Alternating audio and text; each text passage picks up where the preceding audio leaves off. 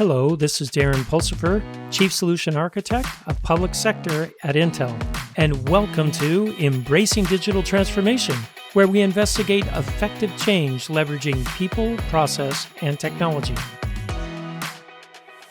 On today's episode, we're going to talk about total security solutions with Hitachi and special guests Colin, McLean, and David Rowley. Colin, David, welcome to the show. Thank you, Darren. Great to be here. Really appreciate the opportunity to spend some time with you today. And we've talked a little bit, and David, welcome. I sometimes forget I have two guests sometimes. Sorry, David. You're going to have to speak up if, Colin and I start talking without you, just speak up. We'll hear you. I'll be here. You'll hear from me. Great. So, hey, Colin, tell me a little bit about your background and why you're on the show. Thank you. Yes, my name's Colin McLean. I'm with Hitachi Vantara. I've actually been with Hitachi for almost 24 years now, primarily focused in the Pacific Northwest and on SLED accounts. I actually got my start with an opportunity when my father retired from Hitachi and I took his post. So, oh, wow. Wow, yeah. That's incredible.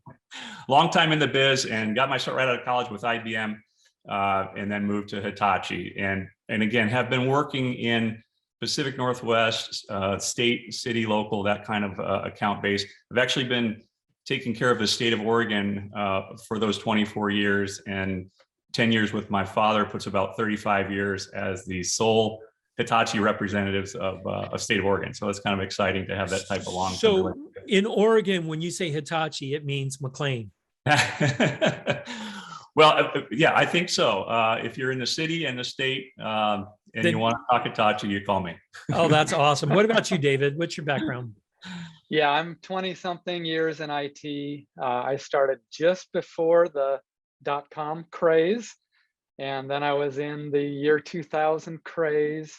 I've been a hands-on guy most of my career, servers, storage, security, etc. And very happy to be here at Hitachi Vantara, talking to you folks from Intel. So people are already thinking, wait, Darren, you have Hitachi on the show. Hitachi, that's where I get my power tools from, and they do large equipment. What do they know about digital transformation? Why do I have you guys on here today? So Colin, I threw you a softball on that one. There's your pitch, man. Well, thank you. Yeah. So I often start conversations with, what do you know about Hitachi? And you would be surprised what I get. Oh, the guys that make the track hose on the side of the road, or the power tools, or I even get bread makers from the old days. Oh, yeah, that's right. So Hitachi, and I have some visuals that we could look at as well. But basically, we're a 100-year-old engineering and manufacturing company. Started making electrical motors in 1910. That has led to hundreds of operating organizations and wholly owned subsidiaries, including Hitachi Vantara. And Hitachi Vantara is one of Hitachi Limited's largest wholly owned subsidiaries, focusing primarily on managing your data. And so we build and deliver not just your traditional block enterprise storage systems, but we have grown into a digital solutions company embracing the growth like Intel of our extreme expansion into IoT and data-driven insights. Well, very cool. So data insights is very important to digital transformation, we know. But today we're not going to really talk about digital insights as much as we're going to talk about security. Right. Because and we did have, for those that listen to the show often, we did have Stephanie Sabatini on about ransomware. She knocked it out of the park. If you have not heard that episode, go listen to that episode. You get to hear the day in the life of a ransomware forensics negotiating, super powerful, it's incredible. I mean, it's incredible what she taught us. Go listen to that. But today we're going to talk more about the total security solutions that Hitachi actually provides.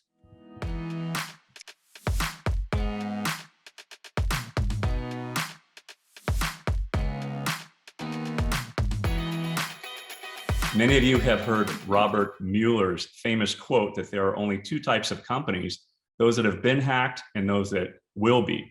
Now, that's actually morphed into another category of quote that is added. That's those that have been hacked will be hacked again. So it's not a matter of if and when. It's you have been hacked, and the likelihood is you're going to get hacked again. So I think that kind of sets the stage for this topic and how Hitachi can play into helping companies with that issue. Well, not just companies too. You guys do a lot of work in the SLED space, not just in the private sector, correct? We do. In fact, we have a whole federal division that works with out of Washington, D.C. that's primarily focused on Department of Defense and federal accounts. Because Hitachi is a Japanese company, like most companies, we have a federal division that's headquartered in the US. So that's a different organization, but we work together and can help companies that need to address federal and state and local requirements. Okay, so what do you guys see as the key? Tell me the key elements of your total security position. I think the best way to visualize a security solution from Hitachi is to kind of imagine your home. And your home could also be your state organization, an agency, a county issue, a city office. And in that home, there are elements of protection that we all have to deploy. The first of which is physical security. And Hitachi has a smart systems, a visual intelligence solution that can provide video surveillance with intelligence that can also do everything from gunshot detection to license tracking to facial recognition using LiDAR and other technologies. These are solutions that we deploy all across the world. In the Washington, D.C. Mall during some of the activities that we witnessed last year. It was Hitachi cameras that picked up a lot of the events going on in the White House break-in. It's also a solution that is used by many state and city police offices. There's about 50 police divisions and organizations in the country that utilize our solutions. That has all kind of grown from our transportation division, which is highly dependent on video technology for security. And I'll pause there because I know David has some thoughts too relative to our SSVI technology. Yeah, that's right. And, it comes down to what Colin started with. It's really physical security that starts it all.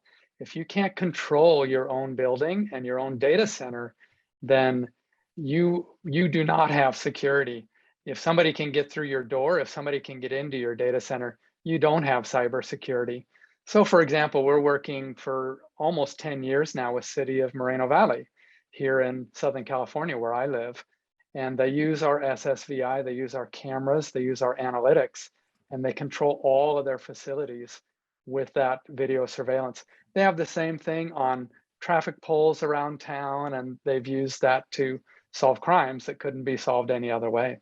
That's really interesting. I'm glad you brought that up because we rarely talk about that on the show, physical security. We've talked about cybersecurity, but all the different techniques, but physical security is a key aspect, especially in state and local governments.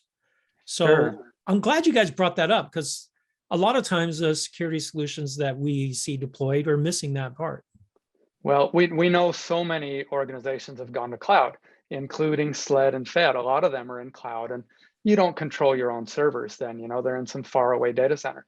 But there's so many organizations that still have their own physical premises. And all of us that have been in IT for a couple of decades, we know that it starts with physical security of those premises. Yeah, very, very, very good spot. All right, I love it. I love the first pillar. You've got more. What else you got for me? So we're going to talk about 4 pillars today: the physical security with smart safety, public safety, and smart spaces is the first one. The second one is Hitachi ID, and that is basically the lock on your front door. If you think of privileged access and identity management and password, obviously, the cornerstones of any kind of cybersecurity solution. And there was a survey done recently by Hitachi ID that only 40% of companies have privileged access management, PAM. and about 74 have identity management. Frankly, not enough, right? We've got a lot of exposure. And as you know, this flood space is a high target, high profile. Oh, yeah, target. yeah. So, so Hitachi ID, another Hitachi company, part of the one Hitachi that can provide password privilege and identity solutions across a single platform. So that's the other part of the 4 silos.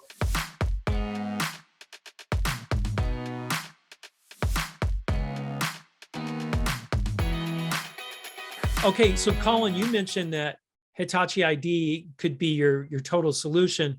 Dave, give me some information on this. Can this actually span multiple clouds? Can it, I mean, could this be my one place where I identify not only users, but devices, application, everything? Is it my total solution? Absolutely, yes. And that's so important nowadays. You can't have a different solution on-prem and a different solution in the cloud. That doesn't work.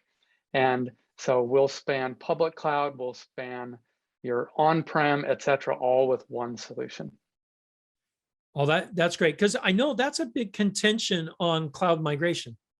Oh, I've got to figure out my access privilege and my identity across multiple assets. So very good one. Okay, what's your third pillar here? So let's continue with that house analogy. Now let's suppose somebody actually gets through the door and they've got access to your data. How do we protect your data? And that's where Hitachi Vantara comes in. And Hitachi Vantara has a couple of solutions in that space. We mentioned earlier in the discussion Pentaho and analytics. And as you know, big data and trying to determine the path of these bad actors as they navigate through your data is a very time-consuming task. And Dave, you've even got some statistics on what that looks like to a data scientist. That's right. Yeah, we really think of cybersecurity as a big data problem, and Pentaho is the tool for big data. With Pentaho, you can manage all your sources of data, you can control your data lake, you can produce outcomes that are useful. And so what we found in talking with data scientists and cybersecurity analysts is they spend 80% of their time just managing the data, sourcing the data, cleaning the data, and they only spend 20% of their time actually analyzing it. So with Pentaho, you can flip that. With Pentaho, they can spend 80% of their time analyzing the data. They can get that into real-time threat analysis and threat response. So is the solution a intrusion detection system, or does it also do prevention too? Can Absolutely. I put rules in there so it is a prevention system as well? Yes, sir, absolutely. And so, we can give an example. There was one of the major energy companies, everyone would recognize their name, that we worked with, and they'd done everything ad hoc in-house, writing their own scripts. And they re-platformed all of that functionality into Pentaho in one day, by the way. And then they were able to do that analysis real time and keep up with the attackers instead of always coming from behind. So there are a lot of other products in this specific market, right? On intrusion protection. What's unique about your guys' solution in this space? I think the uniqueness is that it's flexible. And that's part of the story we're trying to tell today.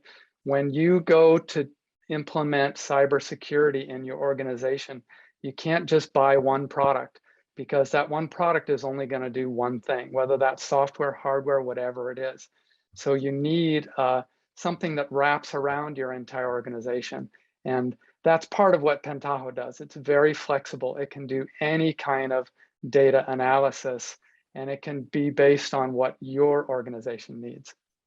I like that flexibility, because you're right. I mean, a lot of the IPSs out there are tied to specific types of logs, specific devices, so on and so forth. Or in some cases, we had the major SolarWinds attack, right? SolarWinds is an IPS and it was attacked. I mean, that's right. so it's good to have other options. So I like that. I like that a lot.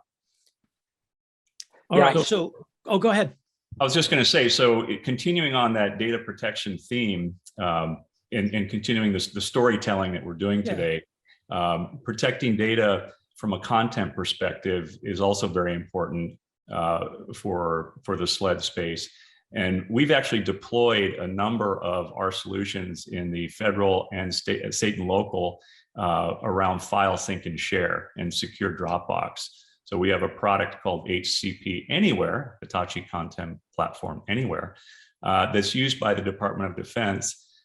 They've renamed it MilDrive, and if anyone wanted to Google MilDrive, you'd see the YouTube video of our field forces on the ground transmitting sensitive data from the various places that I would guess remain secret to most. Back to headquarters for reconnaissance and other, combat missions. That's up to, I want to say, 80 or 90,000 users, and there's a portal where any federal agency can go access licenses to utilize that Dropbox. In addition, on a local level, I can talk about a city that I know very well who's utilizing it today for their police force, including the mayor of the city, using our solutions to be able to transmit video evidence, not only through the police forces and to other agencies, but also to the DA's office for evidence management. So you can show a chain of custody in this MilDrive concept, right? Because you're restricting who can access. I'm assuming it's encrypted and exactly. Exactly. It's encrypted and it's controlled. And it's controlled by the security policies of your organization. You can compare it to Google Drive or Dropbox or any of those others, but those are controlled by them. And our HCP Anywhere is controlled by you, the customer, your security team. I really like, I like how you guys in this bundle, you've got IPS, you've got data governance and data, because I'm managing who has access to data, probably how long the data sticks around could be in my policies as well. I really like that you guys focused on the data. Any other thing in that bucket that you guys are providing? Two others, yeah. The HCP Anywhere, that is, this thing that underlies MilDrive. That is built on our Hitachi Content Platform, which is our object storage. So any of our listeners today who aren't already using object storage, it has built-in security, not just Hitachi's object storage, but all object storage. With object storage, it's write once, read many. It's worm, right? So you don't overwrite a file, and a hacker or a ransomware guy can't overwrite your file. You make a new version of a file. So with object storage, if you ever get that ransomware attack, you can just roll back to an earlier version before the ransomware happened, and it's like it was never there.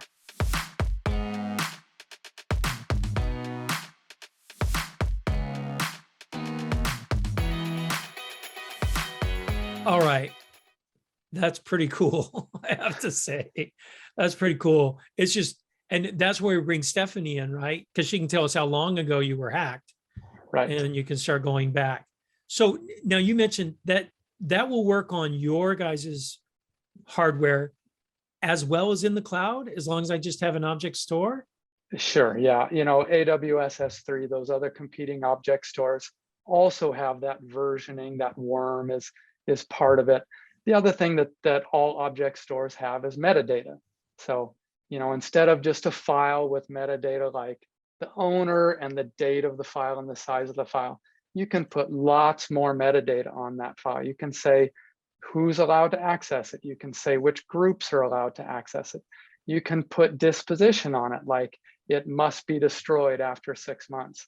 Now, we happen to think that our object storage is the best in the market. Some of the rating agencies agree with that. They think we're number one. And our object storage out of the box, you get 16 versions of every file. You get 16 pieces of system metadata, and an unlimited number of custom metadata tags as well. So all of these things are part of that built-in security of object storage. Now, it could get really unwieldy if I have really large data stores. So I'm guessing that you have a management console for data policy management. We do. Yep, we do. We have that console. We also have another thing called HCP Gateway. It puts a NAS front end in front of our object store. That can be either NFS or CIFS SMB. Then the other thing that we added on, not we, smart people at my company created, is this thing called HCI, Hitachi Content Intelligence. It's basically like search on steroids. So you can search anything. You can find any object in your object store based on metadata, date, time, anything. Very nice. Now, do you know that software stack that you have, is there a capability of extending that beyond your own physical hardware where I can do it across multiple object stores? Sure, absolutely. Yep. Especially the search. The search will work on anything. So that's really interesting, because one of the areas that I've been working with a lot of my customers on is a global, that's not the right, is a multi-cloud data domain.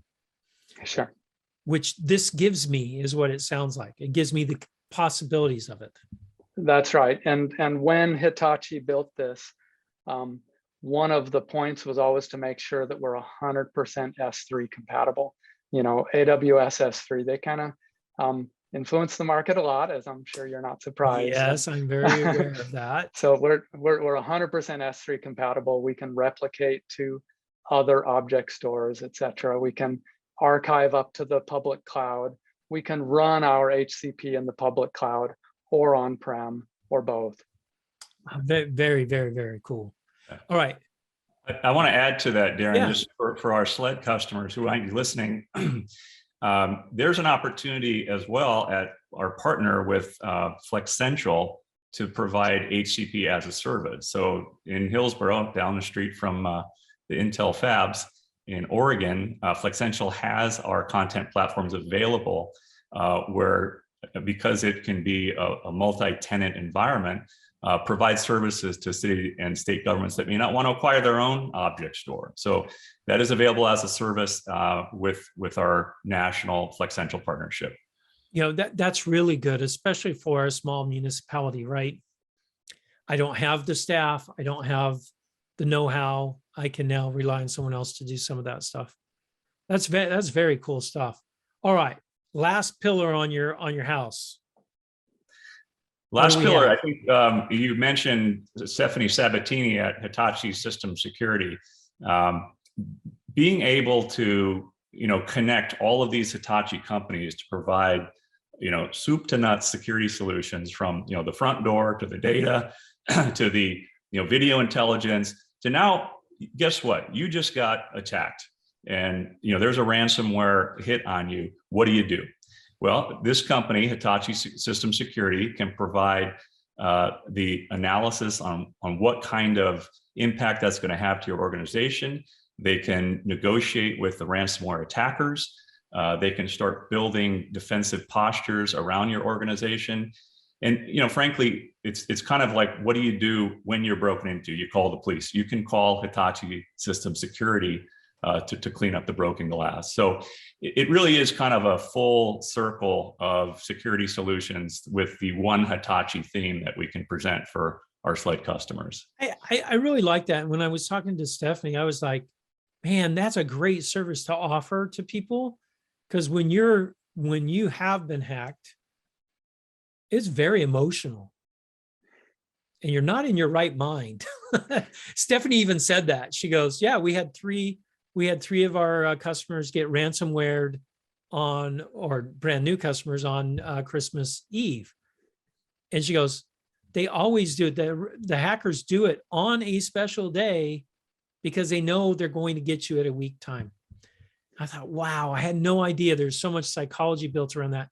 So having this security as a service or security negotiation or whatever you want to call it, I love it. I think it's a great offering out there that people should be taking advantage of. I totally agree. And, you know, another thing that's important to know about these hackers is it's not just some guy in the basement with a case of Coca-Cola that's hacking for fun. You know, these are criminal organizations. They're organized. They have developers. They have management organizations. And so we need to respond the same way with this kind of 360 response.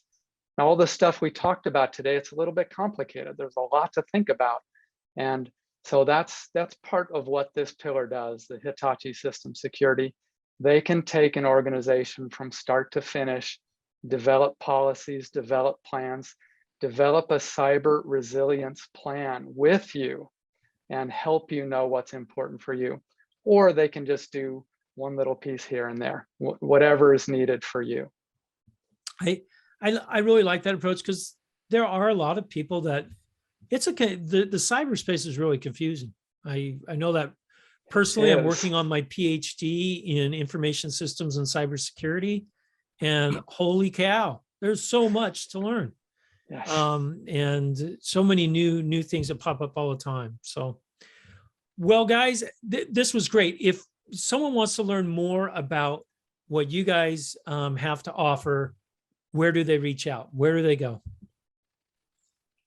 Darren, we're happy to leave email addresses if somebody wants to contact us. I'm not sure what methodology you have for that, but we're delighted to follow up with anybody that wants to have a follow-on conversation and dive deeper if that's the interest. Great. For those listeners, if you're listening, go ahead and check out our blog. All the contact information will be there. And on the video, just go ahead and click on the video and you'll be able to get to Colin and David. Great. Well, thank you, Darren. It's been a pleasure. And by the way, we are involved in a lot of ISSA presentations now, kind of spreading the message of the One Hitachi across these different security offerings. So if you're a member of ISSA, look for us to sponsor an event in your area. We'd be happy to come and present to your group as well. That's awesome. Hey, thanks again, guys. It's been a pleasure. Thank you, Darren. Really fun.